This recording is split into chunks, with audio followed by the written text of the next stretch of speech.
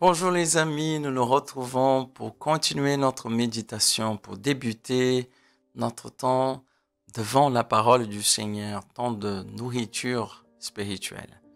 Et pour commencer cette méditation du 23 avril 2021, ce vendredi, nous voulons tout d'abord prier, invoquer le Saint-Esprit de Dieu. Au nom du Père et du Fils et du Saint-Esprit.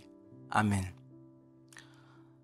Lumière du monde, Seigneur, tu es. Et nous te demandons maintenant, envoie sur nous ton esprit. Oui, Seigneur, cet esprit qui éclaire toutes choses. Esprit qui vient éclairer nos ténèbres. Viens aujourd'hui nous réveiller pour l'action de la parole.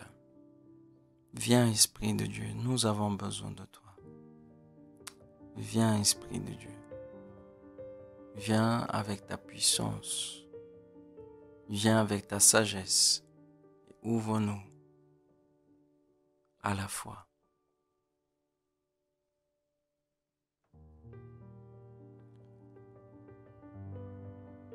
Viens, Esprit de sainteté.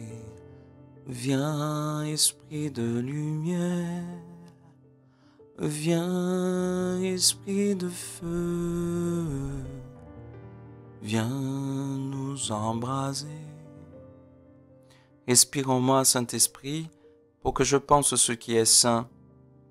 Agis en moi, Saint-Esprit, afin que je fasse ce qui est saint. Attire-moi, Saint-Esprit, afin que j'aime ce qui est saint. Affermis-moi, Saint-Esprit, afin que je garde ce qui est saint. Garde-moi, Saint-Esprit, afin que je ne perde jamais ce qui est saint. Au nom du Père, du Fils et du Saint-Esprit. Amen. Nous allons prendre aujourd'hui les versets 52 à 59 du chapitre 6 de Saint Jean. En ce temps-là, les Juifs se querelaient entre eux.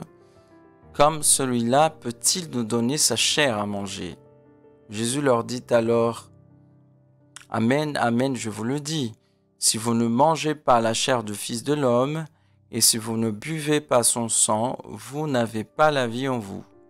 Celui qui mange ma chair et boit mon sang a la vie éternelle, et moi je le ressusciterai au dernier jour. En effet, ma chair c'est la vraie nourriture, et mon sang est la vraie boisson. Celui qui mange ma chair et boit mon sang demeure en moi, et moi, je demeure en lui. De même que le Père qui est vivant m'a envoyé, et que moi je vis par le Père, de même celui qui me mange, lui aussi vivra par moi. Tel est le pain qui est descendu du ciel. Il n'est pas comme celui que les pères ont mangé. Eux, ils sont morts. Celui qui mange ce pain vivra éternellement. Voilà, nous avons ces versets et nous continuons cette méditation sur le pain du ciel. Le pain du ciel est Jésus-Christ lui-même. Le pain du ciel est sa parole, puisque lui, il est la parole, il est le Verbe. Le pain du ciel est l'Eucharistie du Seigneur, parce qu'il a donné, il a dit, « Ceci est mon corps, je vous donne ma chair. » Voilà. Le pain du ciel, c'est ma chair. Voilà. C'est là, ma chair est la vraie nourriture. Nous entrons dans ces versets 55. Ma chair est la vraie nourriture et mon sang est la vraie boisson. Voilà. Les disciples, pas les disciples, mais toute la foule, ceux qui entendaient, Jésus est en train de se dire, mais il est fou, comment il peut donner sa chair à manger? Ça, c'est pas possible. Et Jésus continue, il insiste, si vous ne mangez pas la chair du Fils de l'homme, vous n'aurez pas la vie en vous. Voilà. Celui qui mange ma chair et boit mon sang, celui-là a la vie éternelle. Il est question de vie éternelle et moi je le ressusciterai au dernier jour. Donc, que nous voulions ou pas, ce sont ça les paroles du Christ. Si vous ne mangez pas ma chair, si vous ne buvez pas mon sang, vous n'aurez pas la vie éternelle. Voilà. Et donc, nous sommes appelés à accueillir cette vérité, même si cette parole peut nous sembler dure. Voilà, un Dieu qui s'offre, un Dieu qui s'offre à lui-même à nourrir. Voilà. Ma chair est la vraie nourriture. Il s'offre comme nourriture. La chair sainte est donnée comme nourriture. C'est pas la chair, le corps d'une humanité n'importe laquelle. Hein. C'est pas la chair du Père Louise ou d'un tel ou un autre tel. Voilà, c'est la chair du Fils de Dieu, l'humanité parfaite, obéissante, très très sainte, du Fils très saint de Dieu. L'humanité, la chair obéissante qui n'a pas refusé la volonté de Dieu. Voilà. Voilà pourquoi le Seigneur est en train de dire, cette chair qui est la mienne est la seule capable de vous donner la vie éternelle. Parce que l'homme a chuté en raison de sa désobéissance. Voilà. Et en se nourrissant de la chair obéissante, il peut devenir obéissant dans le Fils parfait, dans le Fils obéissant. Il peut se nourrir de l'obéissance du Christ et il peut donner une réponse d'obéissance, de fidélité, de sainteté au Père. Voilà, il est question de recevoir cette vie éternelle, cette sainteté qui nous vient de la chair très sainte du Seigneur. Celui qui mange ma chair obéissante, ma chair très sainte, voilà, est nourri de ma sainteté, est nourri de mon obéissance. Et pour cela, il a la vie éternelle en lui. Et moi, je le ressusciterai, c'est-à-dire, même s'il passe par la mort dans ce monde, moi, je le ressusciterai. Il aura la vie pour toujours, la vie éternelle. Verset 56, « Celui qui mange ma chair et boit mon sang demeure. » Il est question de demeurer. « Demeure en moi et moi, je demeure en lui. » C'est une question d'union. Celui qui mange ma chair, celui qui mange ma parole, mange ma chair, mon Eucharistie. Voilà, je veux bien garder le double sens ici de la chair du Christ comme parole, la chair du Christ comme Eucharistie. Celui qui mange ma chair entièrement, celui qui mange cette chair a une union durable avec moi. Celui qui mange cette chair demeure en moi. L'Eucharistie, l'importance de l'action de grâce. Voilà, je voudrais parler de ça avec vous. Lorsque nous sommes dans la messe, lorsque nous communions au corps du Christ, l'importance de rester en action de grâce, c'est-à-dire de prier, de goûter à cette chair très sainte qui, au moment de l'Eucharistie, au moment de la communion, est en train de changer, de transformer ta chair. Voilà, le Seigneur, qui par l'invocation du prêtre et l'action de l'Esprit Saint, a transformé le pain dans le corps du Seigneur. Aussi, lorsque tu communies par le biais de ta foi, il veut transformer ta chair désobéissante en chair obéissante, en chair sainte du Seigneur. Voilà cette démarche que le Seigneur veut réaliser avec toi et avec moi au moment de l'Eucharistie.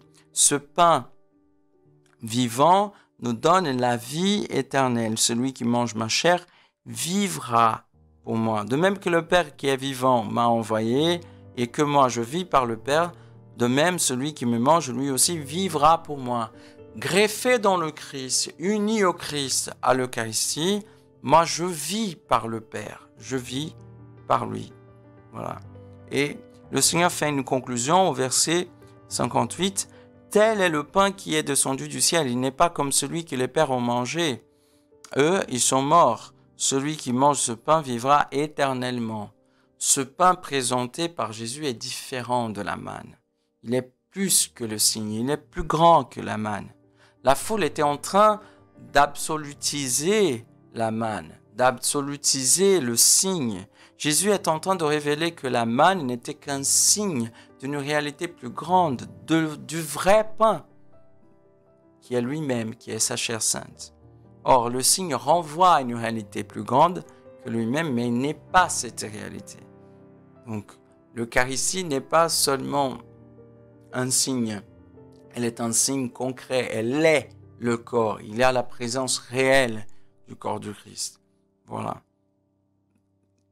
Donc, aujourd'hui, nous sommes interpellés par cette parole, par notre foi dans la chair très sainte du Seigneur présente dans l'Eucharistie de façon exceptionnelle, sa présence réelle, et aussi par sa parole.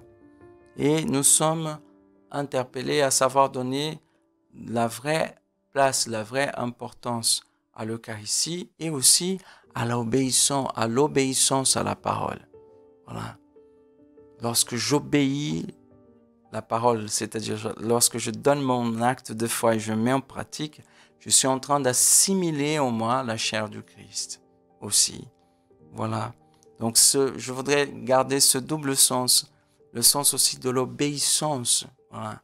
Lorsque j'obéis l'Évangile, je m'unis à la chair du Seigneur. Je permets que le Verbe puisse prendre chair en moi. Et lorsque je communie au sacrement, au très très saint sacrement de l'Eucharistie, je m'unis aussi à la chair très sainte du Christ. Voilà. Donc nous sommes appelés à cette union. Je t'invite à prier avec moi, avec cet évangile tellement riche, et à demander au Seigneur qu'il puisse nous renouveler dans notre foi à sa parole, dans notre foi à l'Eucharistie. Et je t'invite à méditer quelle qualité tu donnes à ton moment d'action de grâce, c'est-à-dire après la communion, dans la messe. Quelle qualité tu donnes à ce moment où tu es là devant le Seigneur et il est en train de transformer ton cœur. Voilà, pour que sa chair sainte puisse transformer ta chair pécheresse aussi dans la sainteté. Voilà, demandons cette grâce au Seigneur. Dieu de bonté et d'amour, nous venons d'être éclairés par cette méditation, même si elle est fragile et pauvre et petite. Mais nous te demandons, Seigneur, donne-nous de faire un pas, de franchir un pas envers toi. Donne-nous, Seigneur, de renouveler notre foi dans la parole, de renouveler notre foi dans l'obéissance, c'est-à-dire dans la mise en pratique de cette parole. Donne-nous, Seigneur, plutôt et encore plus de renouveler, de grandir, d'approfondir notre foi dans l'Eucharistie, dans ce mystère profond de ta présence au réel, dans ce mystère profond de ce changement de cœur que tu réalises au moment de l'action de grâce, au moment où je prends la communion. Donne-moi, Seigneur, de grandir avec cette parole, de faire grandir ma foi. Amen. Et que Dieu de bonté et de miséricorde te bénisse, le Père et le Fils et le Saint-Esprit. Très bonne journée et à très bientôt.